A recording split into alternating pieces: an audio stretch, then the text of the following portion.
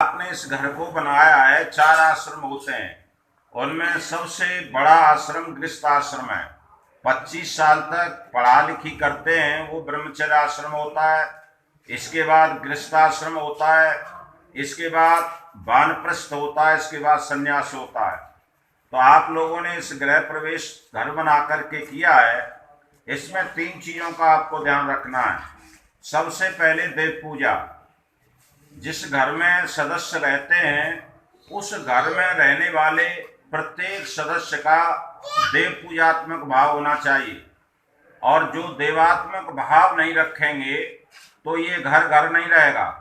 इसमें जो है कलह होगा, इसमें जो है बहुत संकट आ सकते हैं। इसलिए सर्वप्रथम आप जो है ये भाव बनाएं कि हम देव पूजा करेंगे। देव पूजाओं में 2 प्रकार के देवता होते हैं, एक जड़ होते हैं और एक चेतन होते हैं।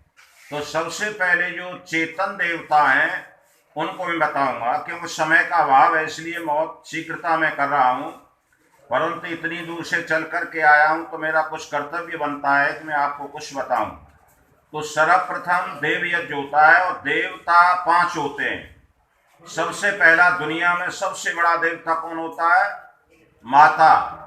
जो माँ जन्म देती है वो संसार का सबसे बड़ा देवता है। उससे बढ़कर दुनिया में और कोई देवता नहीं होता है। परमपिता परमात्मा सबसे बड़ा है, परंतु उसका कोई आकार नहीं होता, वो निराकार होता है, किसी ने नहीं देखा है। परंतु साकार रूप में हम अगर कोई भगवान ईश्वर को देखना चाहते हैं तो वो कौन है? वो माँ होती है। इसलिए इस घर में रह करके अगर जो माँ का अपमान करता है वो देवता का अपमान करता है और जीवन में वो कभी सुखी नहीं रह सकता है। पदे पदे उस पर संकट आएंगे, क्योंकि संसार में सबसे बड़ा देवता है, इससे बड़ा और कोई देवता नहीं है। तो मैं आज के यजमान दत्तन जो हैं वो इस रूप में देवता, सबसे पहले देवता माँ होती है और इसके बाद पिता होता है। पिता पारक्षण धातु से बनता है, इसका अर्थ होता है रक्षा करने वाला। पिता अपना सर्वस्व न्योछावर करके संतान को बड़ा करता है, पढ़ाता है, लिखाता है, खिलाता है, पिलाता है। स्वयं भूखा रह सकता है पर संतान को खिलाना चाहता है। स्वयं नंगा रह सकता है परंतु संतान को अच्छे से अच्छे कपड़े पहनाना चाहता है, उसे अच्छा महान बनाना चाहता है। इसलिए दूसरा देवता कौन है? पिता होता है। और तीसरा देवता जो होता है वो आचार्य होता है, गुरु होता है, जिससे ज्ञान लिया जाता है। गुरु का सदैव ध्यान रखिए, गुरु वो होता है जो अच्छी शिक्षा दे। आज गुरुओं का अंबार लगा हुआ है, दर्जनों भाव में गुरु बिक रहे हैं और वो गलत शिक्षा देते हैं, परिवार को तोड़ने की शिक्षा देते हैं। ऐसा गुरु नहीं रखना चाहिए। इसलिए जो ज्ञान देता है, जो विद्वान है, वो जो है तीसरा देवता होता है। और चौथा देवता होता है अतिथि। तुम्हारे दरवाजे पर कोई अतिथि आता है, विद्वान आता है, वेद का जाता आता है, उसका कभी अपमान मत करना, परंतु ये देख लेना कि वास्तव में वो अतिथि है। आज अतिथि के रूप में भी वेश बदल करके अनेक लोग आ रहे हैं, तो इसलिए इस बात का भी ध्यान रखना। तो चौथा देवता हमारा अतिथि होता है। और 5वां जो देवता होता है वो पत्नी के लिए पति होता है और पति के लिए पत्नी होती है। पत्नी के लिए संसार में सबसे बढ़कर देवता पति होता है। अगर जो पत्नी गुरु के बहकावे में आकर के आज ऐसे गुरु हो रहे हैं जो अधिकांशतः जो है गलत रास्ते पर हमें ले जाते हैं, और पत्नी जो है भटक जाती है, महिलाएं अधिकांशतः भावुक होती हैं, भटक जाती हैं। इसलिए हमारा जो है सबसे बड़ा देवता पति है, और पत्नी के लिए पति और पति के लिए पत्नी है। ये 5 देवों की पूजा जिस घर में होगी वह घर कभी जो है संपन्नता से अलग नहीं हो सकता है।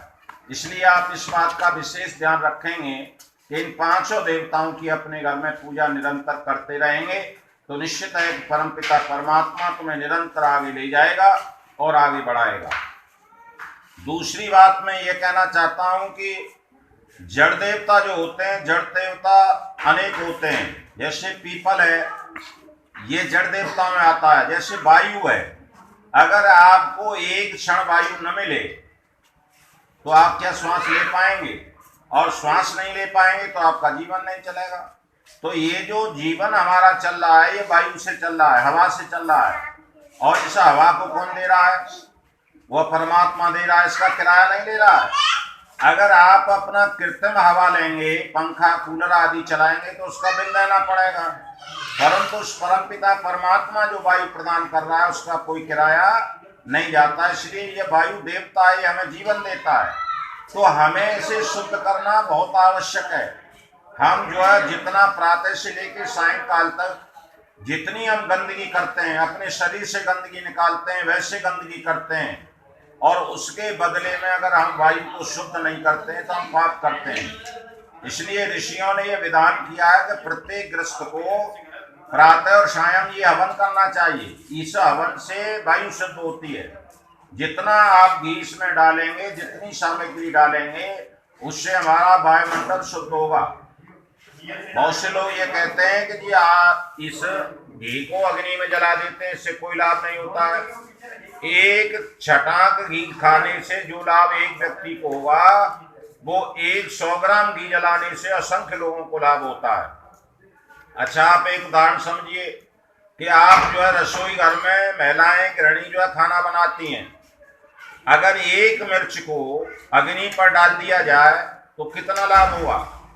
सारे लोग गाली देने लगेंगे, घर में जो है परेशान हो जाएंगे, और न जाने कितनी मिर्चों को खा लेते हैं।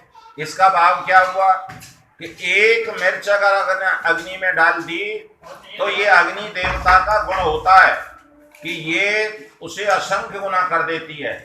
इसलिए ये घी सामग्री डाली जाती है तो ये अग्नि असंख्य गुना करके जो है सारे उसको वायुमंडल को देती है। इसलिए हमें इस बात का ध्यान रखना चाहिए। महिलाएं अधिकांश ये जानती हैं, अगर कोई सब्जी बनाती हैं, रायता बनाती हैं, एक बहुत बड़े पात्र में रख करके थोड़ा सा हींग का पुट दो तो उसमें थोड़ा सा कितना बड़ा बढ़ जाता है, क्योंकि वो अग्नि के उससे बढ़ता है। तो इसलिए हमें ये सारी चीज़ों का विशेष रूप से ध्यान रखना है। अगर इस प्रकार आप वायु को शुद्ध करने के लिए ये आपने ये घर बनाया है, इसमें निरंतर पूजा करें।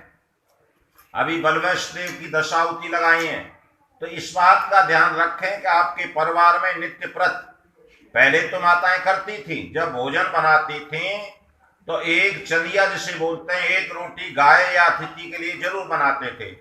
जब अलग निकाल के रख देती थी तब किसी को खाना देती थी। आज वो परंपरा चली गई है। इसलिए ये सारी चीज़ों को आप अपने जीवन में लाने का प्रयास करेंगे, और निरंतर ये व्रत लें आप कि हम जो है बिना हवन किए, अर्थात बिना ईश्वर का नाम लिए हम जो है भोजन नहीं करेंगे। सब बिठाओ, बच्चों को अच्छी अच्छी शिक्षा दो, ये सारे काम करो। अभी आपने बोला धर्म मर्यादा पर तज कर लाभ दें संसार को, ये मर्यादाएं होती हैं। अगर कोई व्यक्ति शराब पीता है तो मर्यादा तोड़ता है। अगर कोई व्यक्ति जो है बीड़ी पीता है, हुक्का पीता है, चंडू, चरस, अफीम, गांजा, सिगरेट, ये सारी चीजें मर्यादा तोड़ने की होती हैं। उस जीवन में, उस परिवार में कभी सुख शांति नहीं मिल सकती है। इसलिए इस बात का ध्यान रखें। और मैं तो यहाँ तक कहता हूँ महिलाओं को इस विशेष ध्यान रखना चाहिए। जिसका बेटा, जिसका पति शराब पीता है, मांस खाता है, बीड़ी सिगरेट पीता है, उसको रोटी देना बंद करो। उसे प्रयास करो कि वो सरलता से, सहजता से अपने जीवन को अपनाए। तो मैं ज्यादा कहता हुआ आज यही अनुरोध करता हूँ, परमात्मा से प्रार्थना करता हूँ कि आज के यजमान दंपत की सभी कामनाएं पूर्ण होंगी।